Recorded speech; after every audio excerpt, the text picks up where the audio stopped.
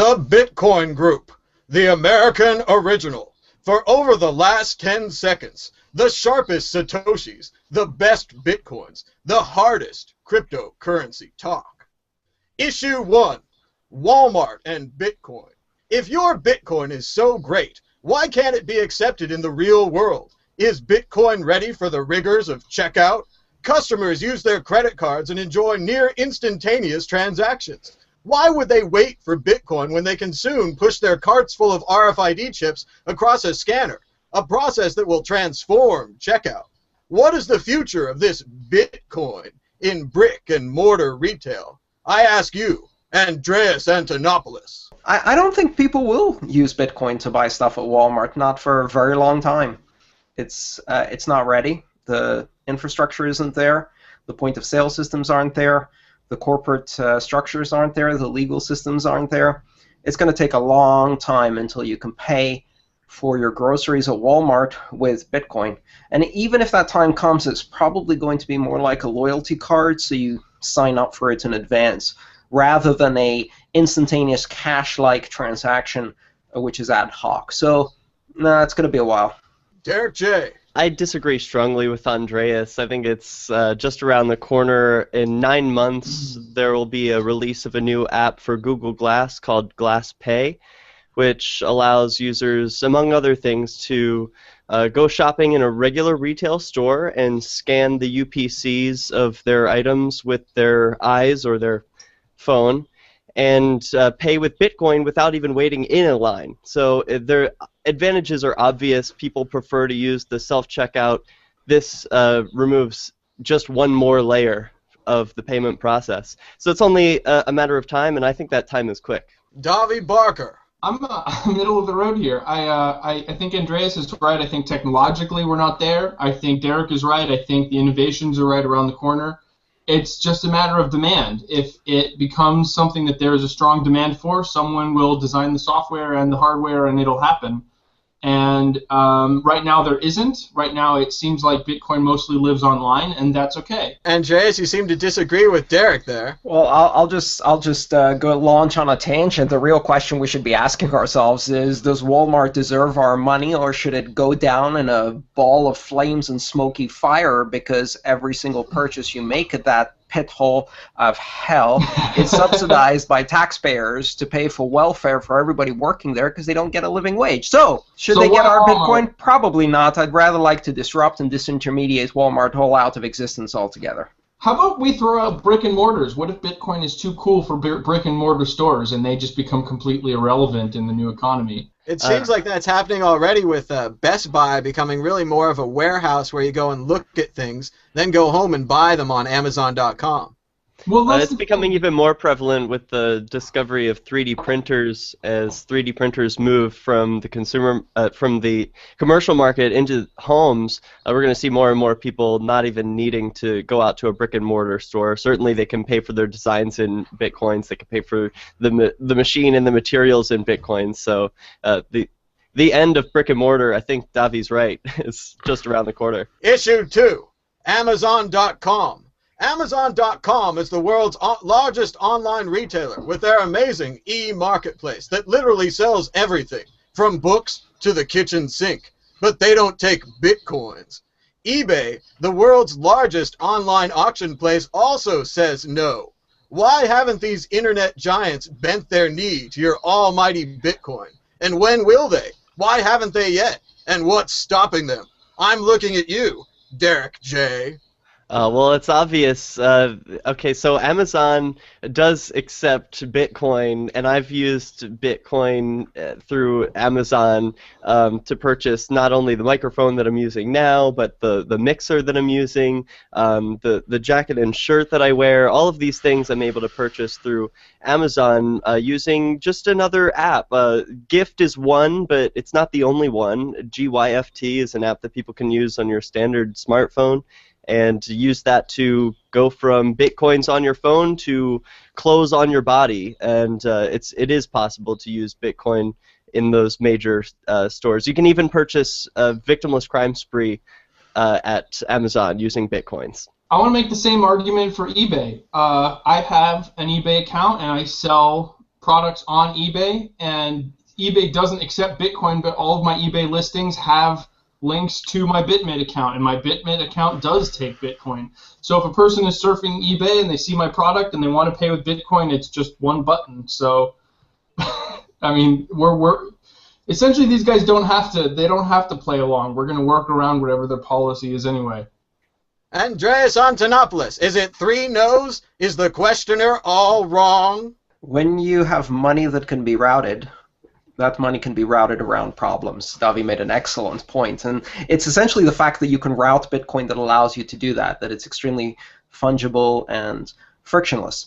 So let's look at the grand defamation of Bitcoin by Amazon.com and eBay. There are 192 currencies in the world, and Amazon and eBay accept maybe 3 dozen of them.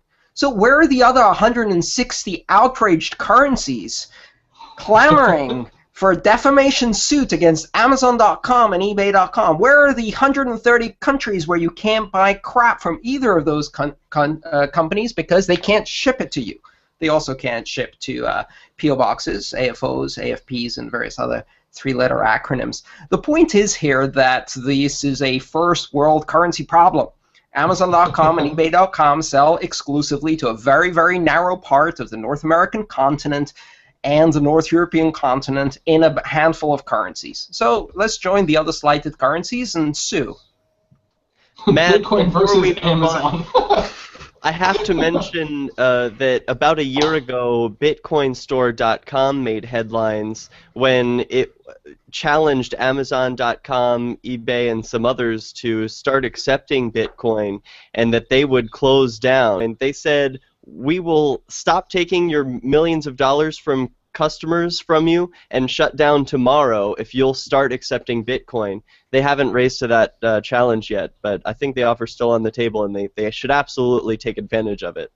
Hey, if we started having success in all of these fields, we wouldn't have a Bitcoin industry. Every single one of the businesses in the Bitcoin industry today is a bridge business, a business that could easily be eclipsed if any one of the really big businesses already in that space just said, hey, Bitcoin, let's do it. Boom, all of the exchanges disappear. Boom, all of the trading houses disappear. All of the banks, all of the wallets.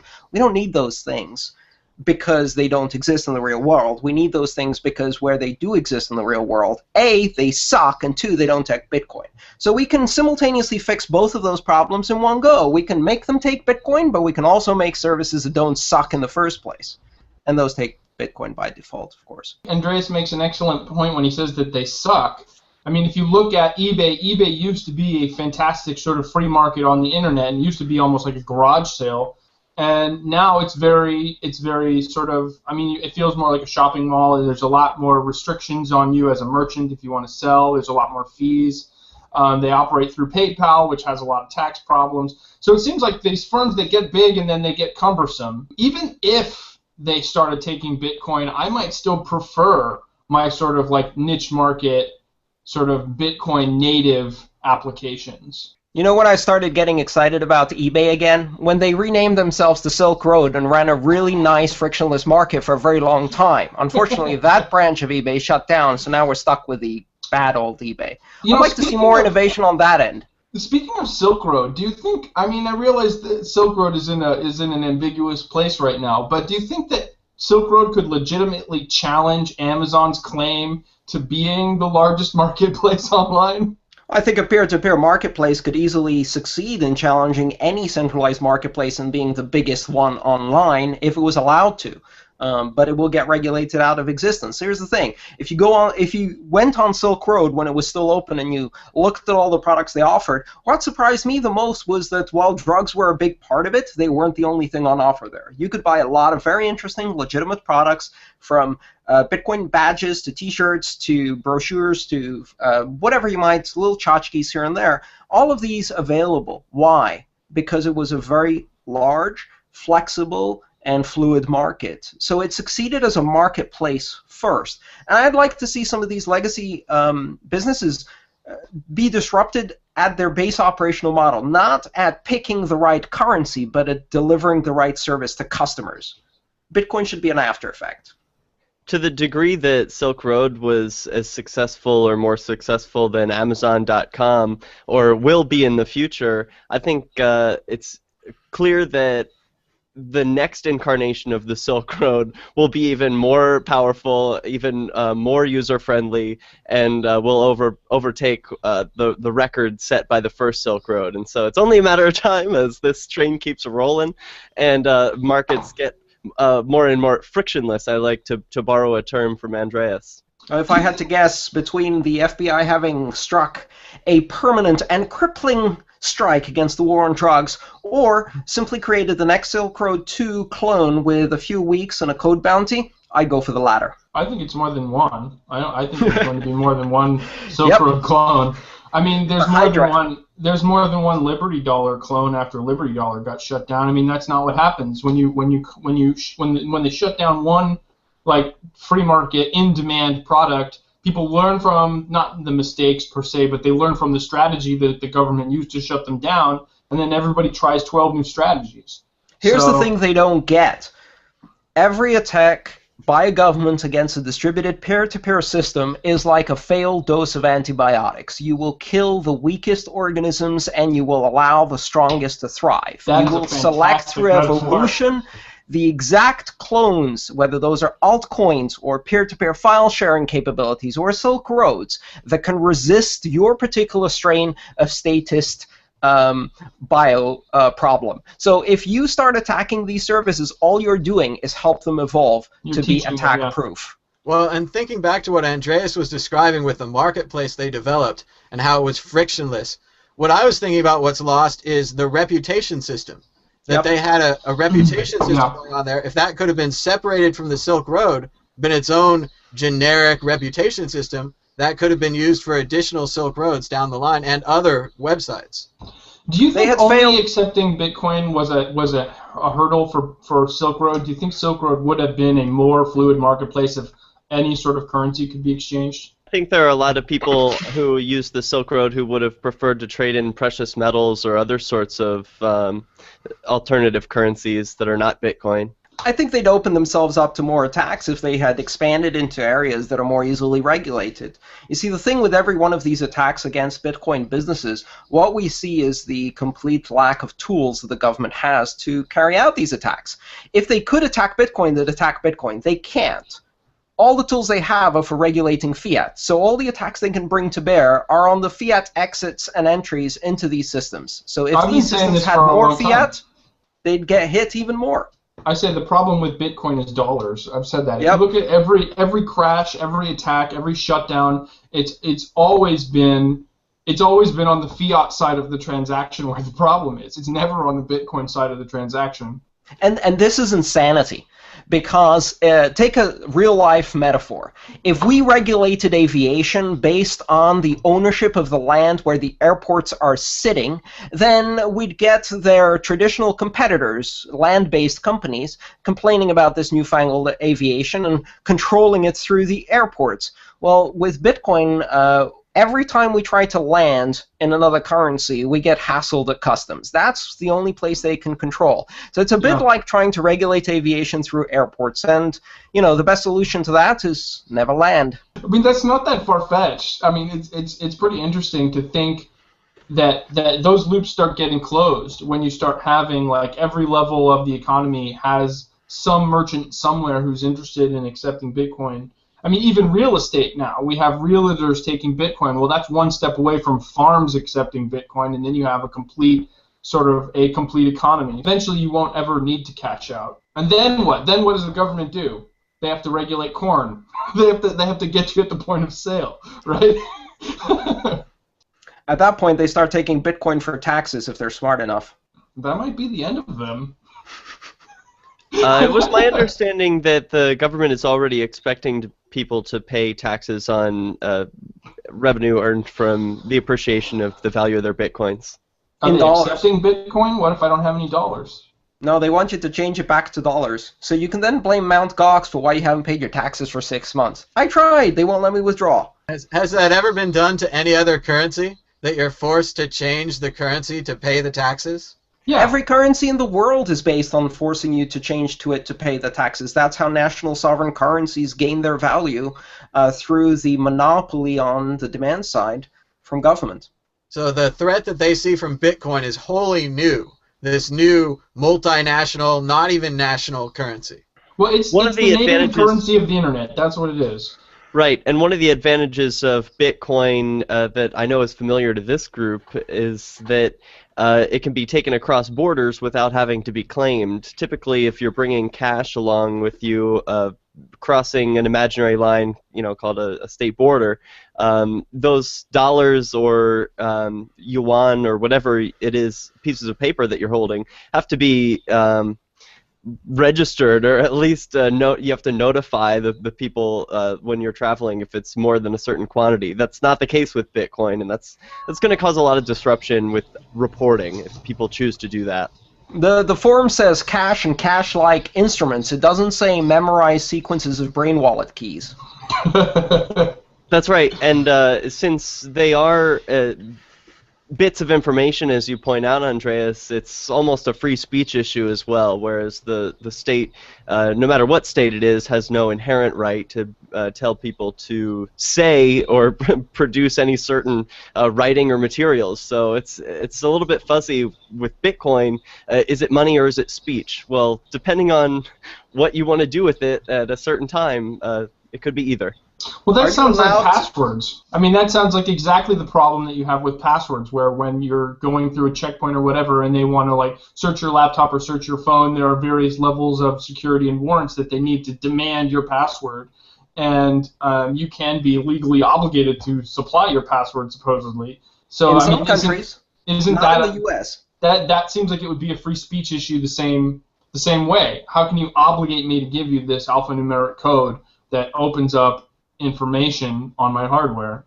Well, even better, actually, under U.S. law, that falls squarely under the Fifth Amendment right to avoid incriminating yourself through testimony. So revealing your password can be very easily extrapolated to be incriminating information if that leads to all of the transactions that you've ever done. So you can very validly claim a Fifth Amendment right to remain silent. And I believe that's what's going on with the Ross Albright case right now. Correct. They're not sure if he's going to give up his passwords, be forced to give up his passwords, or we don't know. Well, I the would federal like to, government of the United States is one that makes no qualms about having tortured people in the past and continuing to torture people today. Wouldn't surprise me if they use torture against an individual to get their money out of them. Very possible, but at the same time, it's harder to do if you have a public profile or you're in the federal court system, as Ulrich is. Here's what I have to say to the FBI. You keep using the word seized. I don't think the word seized means what you think it means. That was exactly, I was utterly confused by the Silk Road coverage because it kept saying they seized Bitcoin. And every time I read it, I'm like, what does this mean? I read through 12 articles and I'm like, what do they mean they seized Bitcoin? Did they take his server? Did they take his phone? Did they take his keys? What did they do? And it turns out they actually transferred them somewhere. But that's not what seized means when I read it in the story. Well, that's not what seized means for the FBI either. The way the FBI seizes money in a bank account is by sending the bank a letter and says, "We have seized," and that's it. It's a legal construct, not a technological or practical construct. So when they say "we have seized," they mean we have legally declared this money seized, and to take it from us would be illegal. But, in Bitcoin, all that means is that you're one transaction away, which can originate anywhere in the world, for that money to be unseized, which would make for the most embarrassing fiasco for the FBI in decades, which I would welcome. That's what I was disappointed about, that Albright didn't have a time lock or a poison pill, so that if he didn't check in every couple of days, that his money would be spread out to Greenpeace or Bitcoin. Well, maybe he does. Law. We don't know that. The only Fingers money that they crossed. have claimed to seize is the hot wallet, which contained 2,600 Bitcoin. They haven't seized the 80 million or so, which was his personal funds. That hasn't been moved at all. And so, presumably, that's still out there. I actually managed to get the Guardian newspaper to issue a retraction on one of their articles because they had said that this money cannot be spent now that the FBI controls the keys. And then they also said they had to admit that they don't know if Ulrich has accomplices on the outside, which is the other big gap, right? Anyone else can do it. It certainly seems like it's a very large operation to be run by one man from his laptop near a coffee shop. And I'm why waiting wouldn't for the he day have a when they tell us he contingency was plan? working for the FBI. I'm sure those articles are out there if you look for them. But it seems obvious that he should have a contingency plan. You know what I mean? Like, he knew that he was engaged in a quote-unquote illegal operation. Why wouldn't he have laid some groundwork to prepare in the event of being shut down? Well, he was operating within the U.S. I think that gives us the information we need to know that he wasn't operating with the most paranoid state that he could have been, because surely running an operation like this, the United States is the last place that he would want to be, but that didn't matter to him. So he didn't take every precaution. I think the fundamental failing of the Silk Road was that they didn't have a button where you could flag other users as narcs. Otherwise, they would have found them by now. Why wouldn't that be abused? If there was a button you could flag people as narcs, why wouldn't people just flag people they didn't like as narcs? Because everybody would be flagged, and that goes to my basic point, which is the Silk Road was a honeypot full of narcs at the end of the day. But now we have this guy who goes into the honeypot full of narcs, runs it, and does it from his home on his laptop. Like, what kind of a mindset does he get to not be paranoid? Like, where could he develop that? I mean, we have in his early Snowden 20s. leaves town right away. There is one explanation that we haven't explored. They got the wrong guy. It wouldn't be the first time. Doesn't seem likely. The facts of the story seem to indicate that they did get the right person. Have anyone heard anything contrary to that? The facts of the story were written entirely in press releases by the prosecutors. There have been no independently corroborated facts other than those. So, of course, that does support the prosecutorial story. But we really don't know anything beyond that. They have very sparingly used the word allegedly, which is only reserved for torturers nowadays. But they have prosecuted this person with a lot of claims, but not much evidence. I'm excited. I think Silk Road is part of why Bitcoin is up, to tell you the truth. When the story broke, Bitcoin tanked, and then it went right back up by the end of the day. That shows resiliency. So now that it's getting all this press, it's going to be mentioned in every article that the Silk Road is covered in. That means more people will be Googling it, more people will be interested, and they'll see that that this crash was a flash in the pan, and it's a strong currency. So that means that more people are going to be using it, and the price will go up. You know what they say about publicity? There's no such thing as bad publicity. You can say whatever the hell you want about me. Just make sure you spell my name right. So all of that 2 weeks of coverage, they spelled the name right. Give it 3 months, that'll be a $250 Bitcoin. Issue 3. In Bitcoin we trust. Hard currency exists because of trust in precious metals.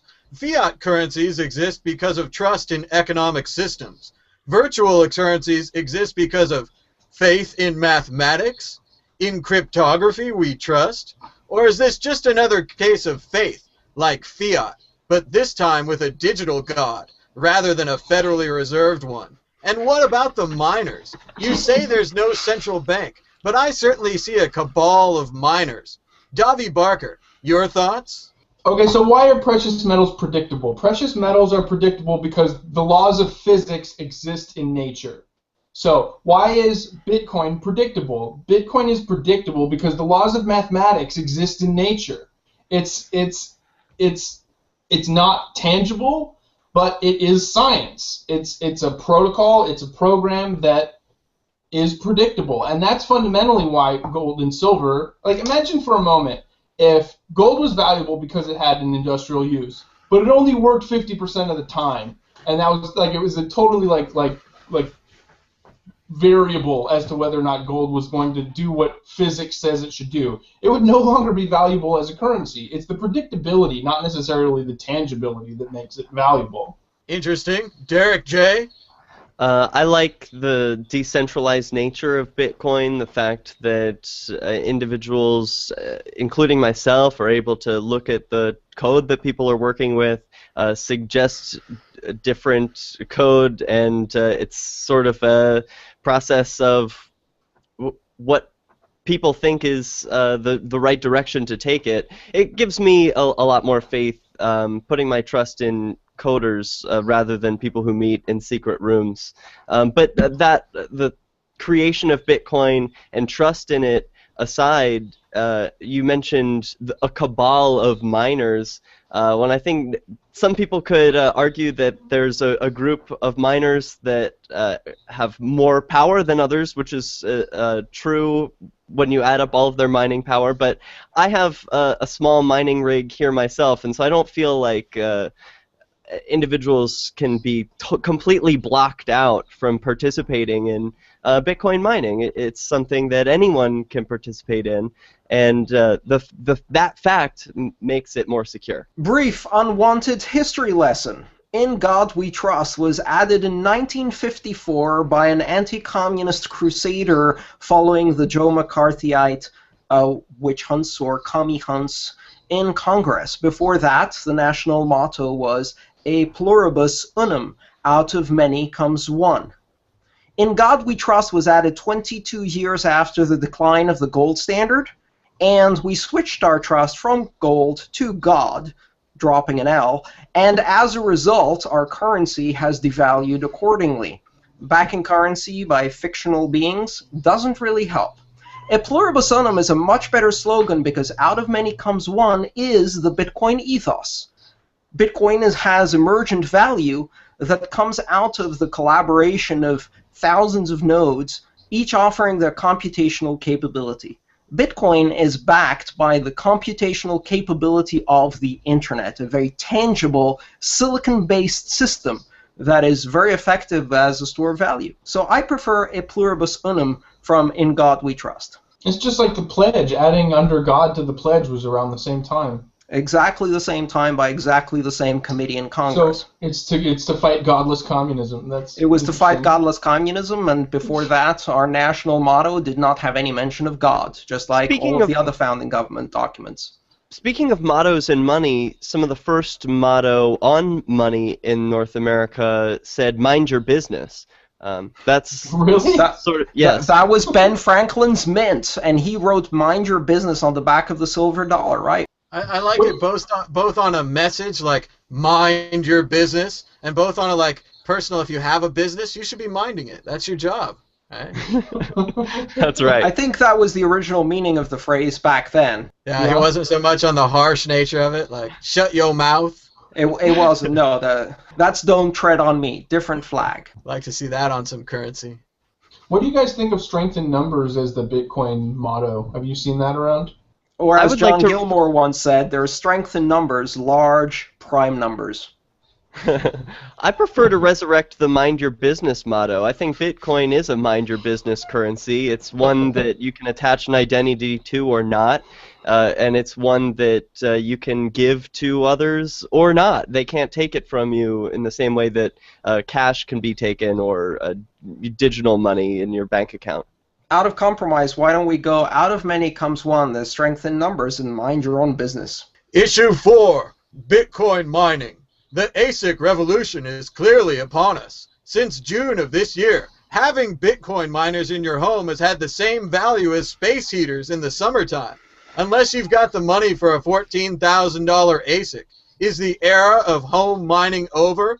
I ask you, Andreas Antonopoulos. No, it's only just beginning. We had to first completely eradicate the era of CPU mining and then destroy the era of GPU mining and then obliterate the era of FPGA mining. Each one of those was a 10x to 1000x increase in performance. But we've hit a wall. And that wall is silicon density and heat capacity, right? So from this point on, the only extra juice you can squeeze out of a system like that involves taking your design to a fab that can put it on a smaller die and put more of it on a die. So you have to go from 28 nanometers to 20 nanometers, et cetera, and keep scaling down. We're not going to see these enormous increases in hashing power in the next generations because we just squeezed out all of the low-hanging fruit in just 6 months.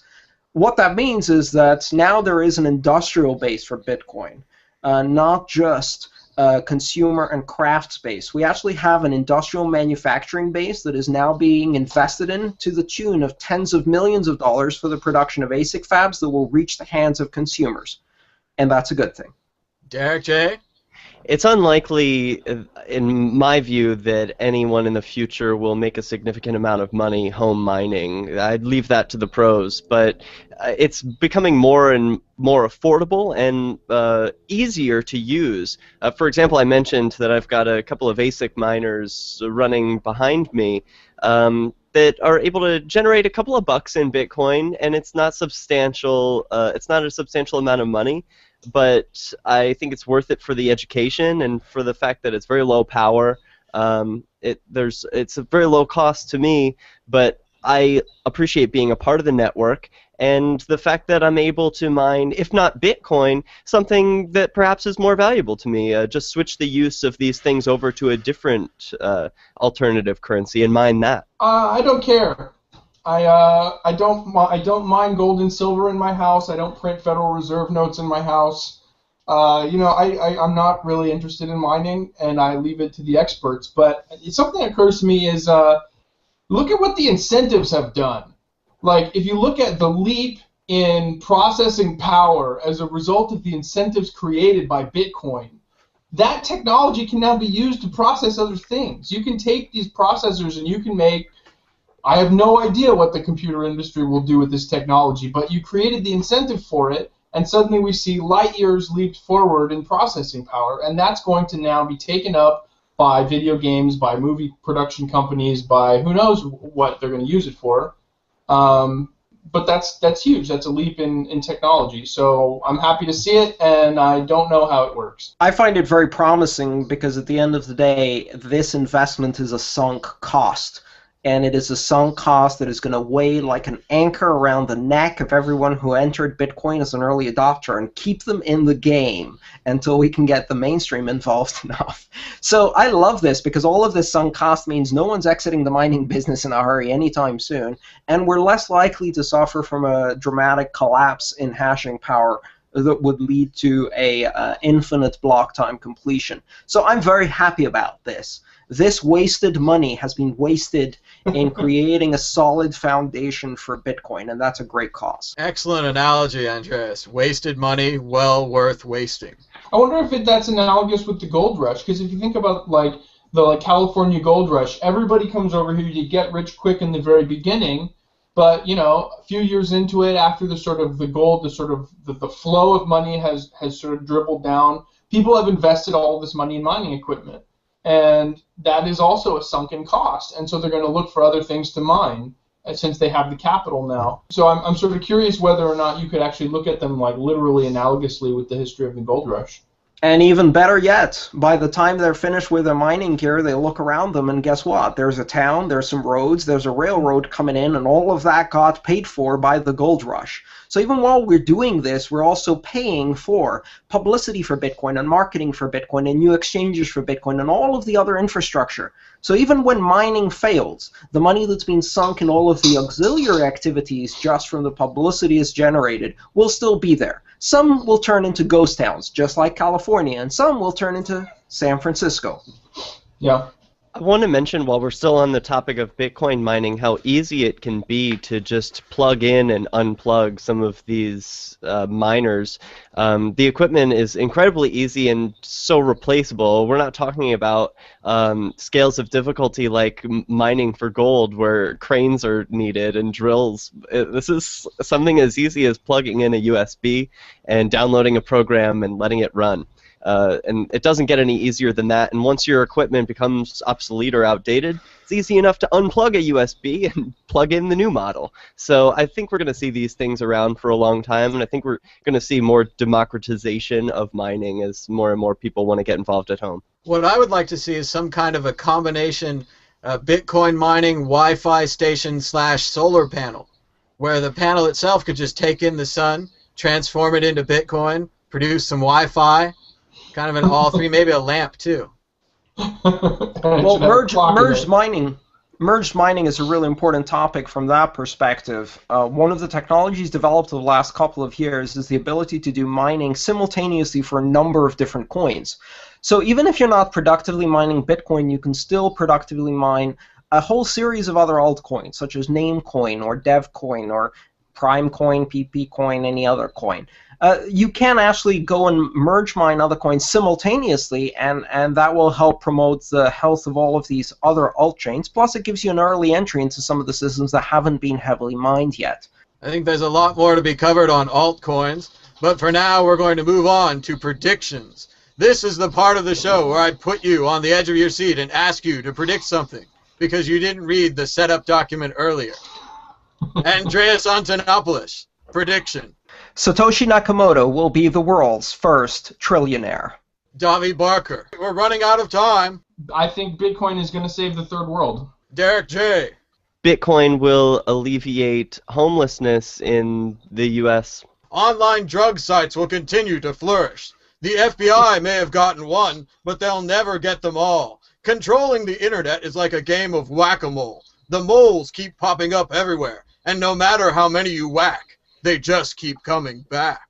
Oops, we're out of time. Until next time, bye-bye. The Bitcoin Group, the American original. For over the last 10 seconds, the sharpest satoshis, the best bitcoins, the hardest cryptocurrency talk.